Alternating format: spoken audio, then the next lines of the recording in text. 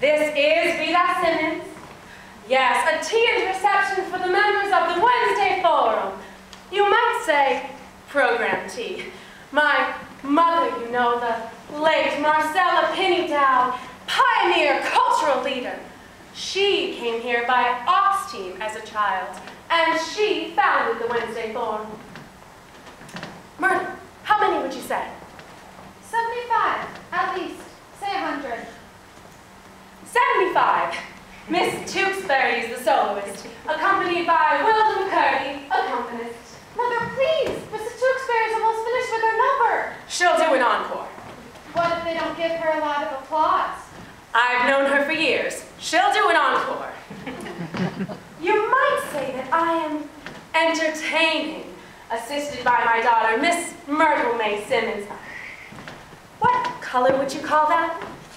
Seafoam surprise, they told me. Miss Myrtle May Simmons looked charming in a modish seafoam surprise toned crepe, cinched at the waist with a modest floral sequin trim. Oh, I wish you could see her, Miss Elwood. Mother, please! She's almost finished, and where's the cateress? Everything's ready.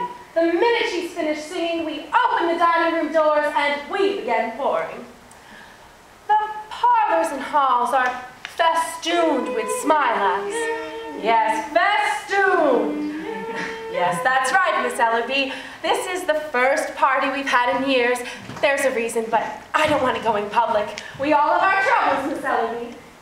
Oh, the guest list? Oh, yes. Mother, come! If you'll excuse me, Miss Elwood, I'll call you later. Mother, Mrs. Chauvenet just came in.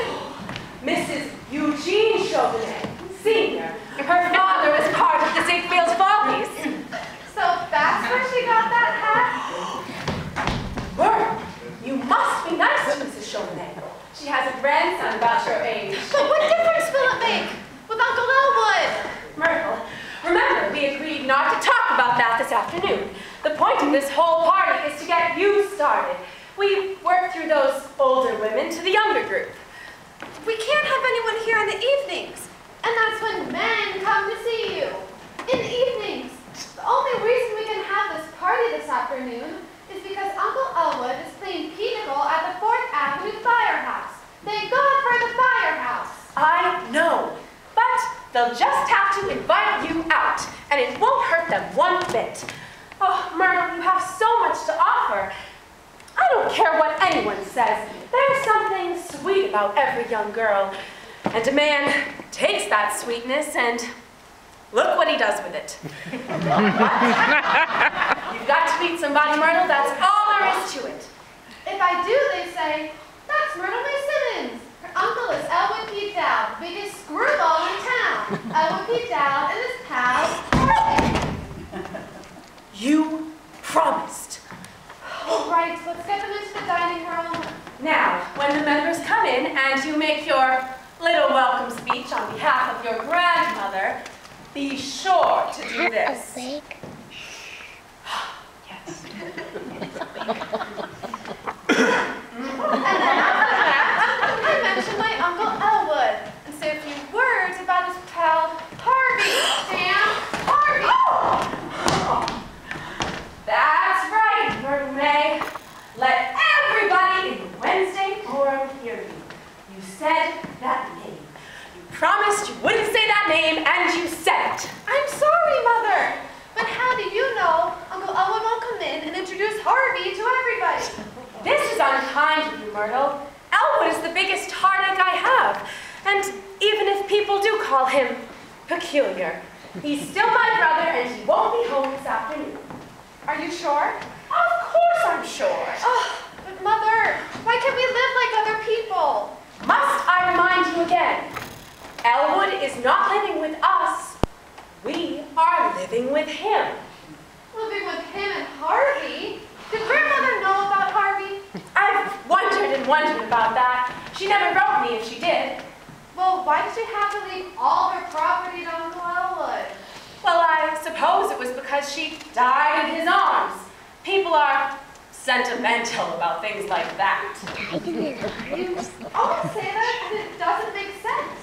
She couldn't make out her will after she died time, could she? Don't be didactic, Myrtle May. It's not becoming in a young girl. And men loathe it. Now, don't forget to wave your hand. Do my best. Oh dear, Miss Tewksbury's voice is certainly fading. But not fast enough. Lovely, lovely, Miss Tewksbury. Happily lovely. I love it.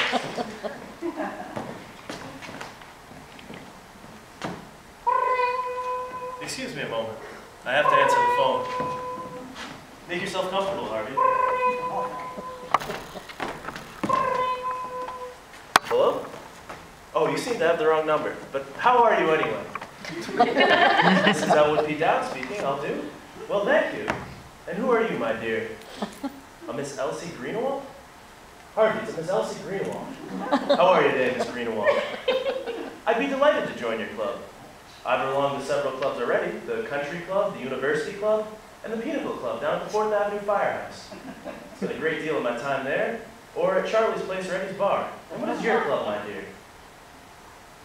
Harvey, I get the Ladies' Home Journal, Good Housekeeping, and Cosmopolitan for 2 years for $20. Sounds fine to me. How does it sound to you, Harvey?